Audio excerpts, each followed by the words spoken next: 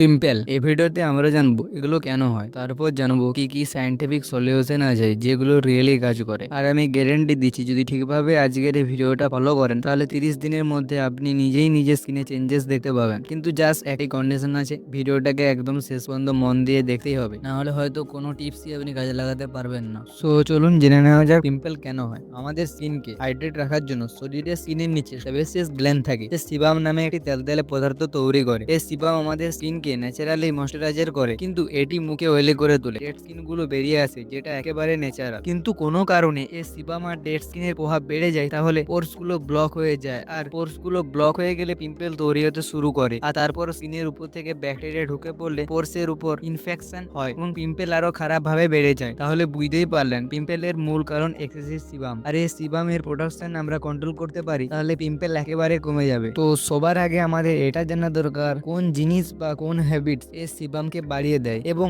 আমাদের ফেসে পিম্পলের রিস্ককে বাড়িয়ে তোলে। তো সর্বপ্রথমে আসে হরমোনাল চেঞ্জেস। বেশিরভাগ মানুষ 12 থেকে 27 বছরের মধ্যে পিম্পলে ভোগে, কারণ এই সময় শরীরের হরমোনাল অনেক আপ ডাউন চলে, আর এই হরমোনাল ডিস্টারবেশনের জন্য সিবামকে বাড়িয়ে দেয়। দ্বিতীয়টি হলো জেনেটিক্স। যদি আপনার বাবা মায়ের স্কিন অয়েলি বা একনিব্রণ হয়ে থাকে, তাহলে আপনারও একনি বা পিম্পল হওয়ার চান্স অনেকটাই বেশি। সিবেসিয়াস গ্ল্যান্ড কতটা অ্যাক্টিভ হবে সেটা অনেকটা জেনেটিক্স এর উপর নির্ভর করে। তৃতীয়টি হলো ডায়েট প্ল্যান। যেসব খাবারে হাই গ্লাইসেমিক ইন্ডেক্স আছে, যেমন চিনি, প্যাকেটের স্ন্যাক্স, ফাস্টফুড এবং তেলে ভাজা খাবার, এগুলি শরীরের ইনসুলিন আর আইজিএফ কে বাড়িয়ে দেয়, আর সেটি সিবামকে বাড়িয়ে তোলে।